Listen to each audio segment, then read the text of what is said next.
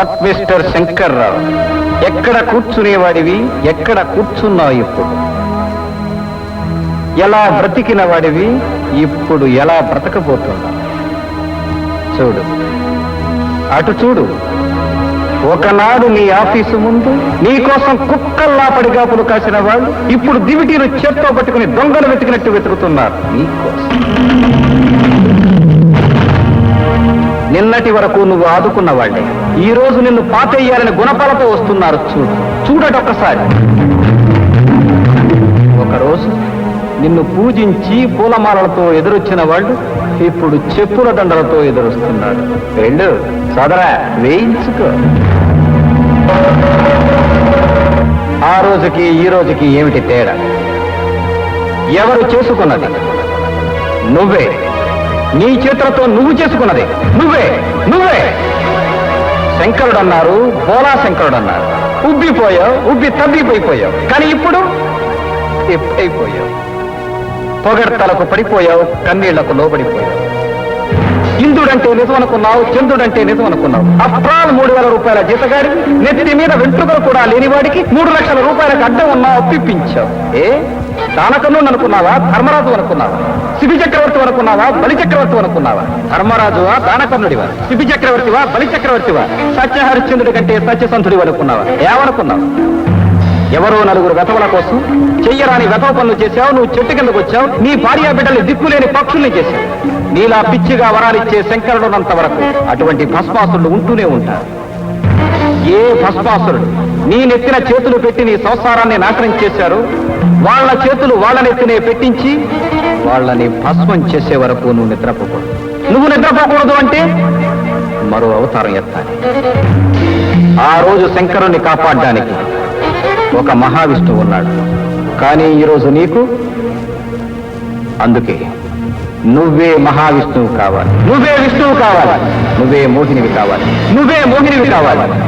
నిన్ను చెట్టు కింద కిచ్చుకొచ్చిన ఆ వెధవలకి బుద్ధి చెప్పాలి.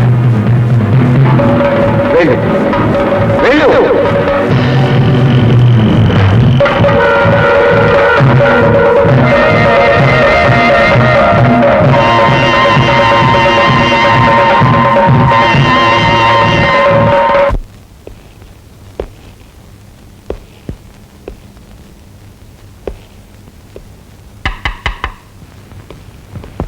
Yes, are you mister Murali? అవును, కూర్చోండి. It's all right.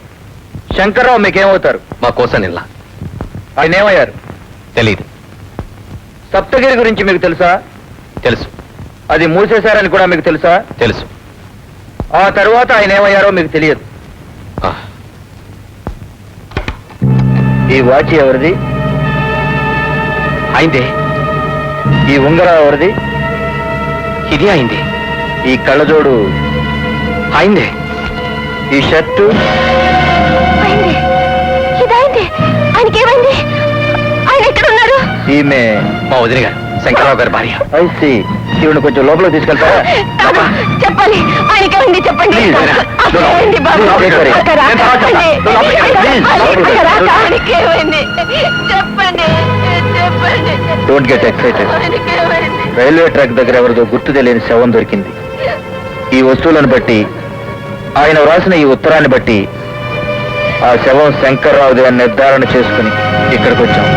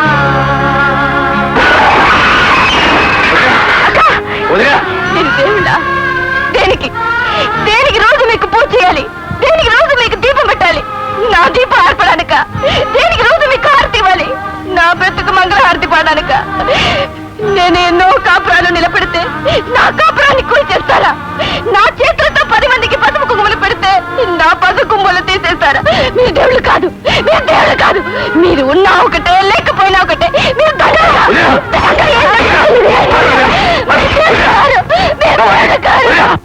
ఆంజనేయులు గారు, ఆంజనేయులు గారు, బ్రహ్మాండమైన వార్త. ఏమిటయ్యా? ఫటక్ 420 గొప్ప సీక్రెట్, కొత్త రకం కారు. ఫటక్ 420 పటక్ 420యా?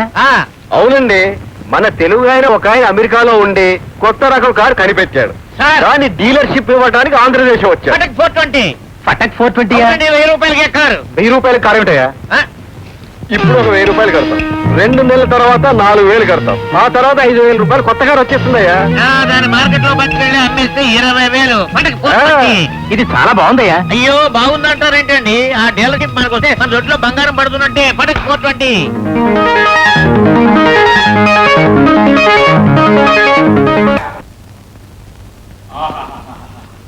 కారు ఎంత బాగుందండి బాబు. పటక్ 420 పాపన్ గారు ఇప్పుడు వారు బిజీగా ఉన్నారు. తమరు దయచేయండి. ఆయనతో కొంచెం మాట్లాడాలి. దేని గురించి? కార్ల ఏజెన్సీ గురించా? అవునవును, నీకెలా తెలుసు? పొద్దున్న నుంచి జనం వస్తూనే ఉన్నారు, పోతూనే ఉన్నారు. ఎవరు ఇచ్చారా?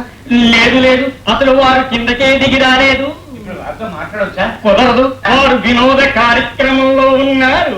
అది పూర్తి కాగానే దిగి వస్తారు.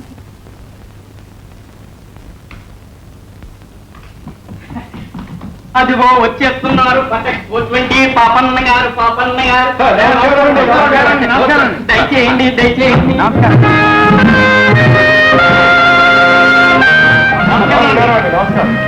అయ్యా, వారు ఆంజనేయులు గారు, వీరు గిరిబాబు గారు, వీరు రామదాస్ గారు, వారు త్యాగరాజు గారు, వారు సుబ్బరాజు గారు. ఇవన్నీ నాకెందుకు ఫూల్. మేము కారు డీలర్షిప్ కోసం వచ్చామండి. కారు డీలర్షిప్ కోసం వచ్చామండి. కారు డీలర్షిప్ కోసం? అవునండి. వచ్చారా? అవునండి. నేను ఇవ్వను. ఏజెన్సీ అన్నాక ఎవరో ఇవ్వాలండి. ఇవ్వరు, ఎవరో ఒకరికి. కానీ మీకే ఎందుకు? మేము వ్యాపారం బాగా చేస్తాం, మేము ఎక్కువ బిజినెస్ చేసి పెడతాం, మేము ఎక్కువ లాభాలు ఇస్తామండి.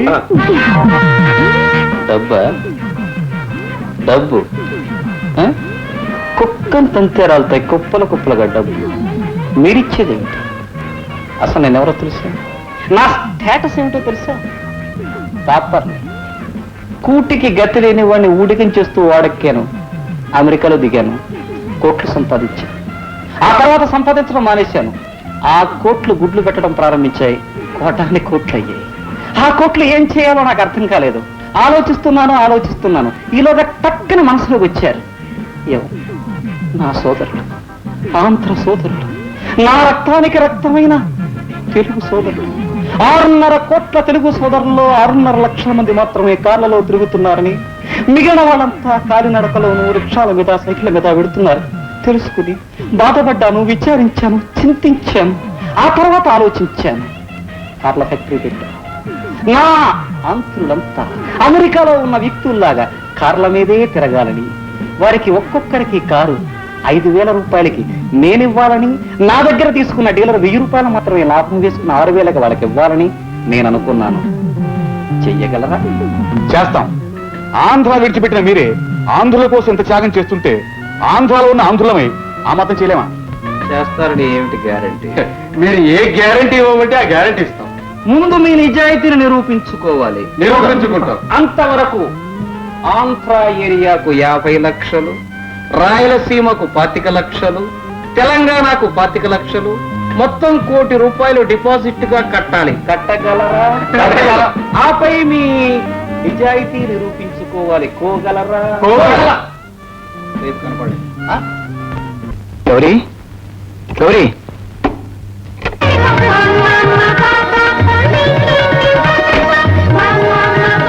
గౌరీ, నేను గౌరీ.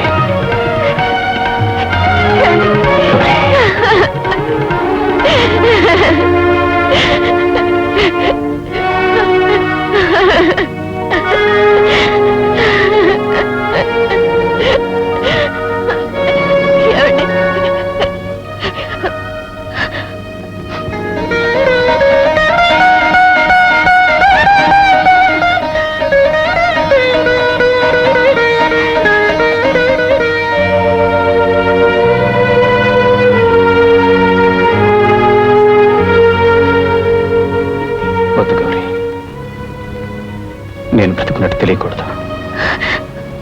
మీరు లేనట్టుగా బ్రతకూడదండి.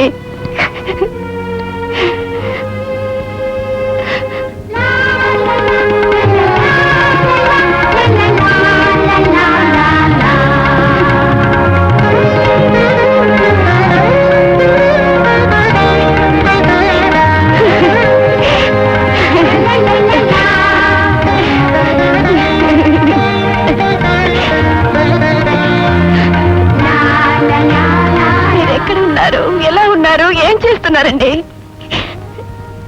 ఉన్నాను గౌరీ. మనకి జరిగిన అన్యాయానికి ప్రతీకారం తీర్చుకునే పట్టుదలతో ఉన్నాను. వాళ్ళు మన ఆస్తిని వాడుకున్నారు, మన డబ్బుని వాడుకున్నారు, మన పరపతిని వాడుకున్నారు. నన్ను చివరికి దొంగని చేశారు, మోసగాని చేశారు, దగాకోరం చేశారు. అందుకే వాళ్ళకి గుణపాఠం చెప్పాలి.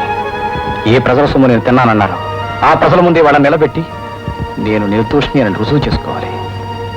అందుకే నాకు ఈ పట్టుదల. గౌరీ, నేను ఉన్నానని బయట వాళ్ళెవరికీ తెలియకూడదు.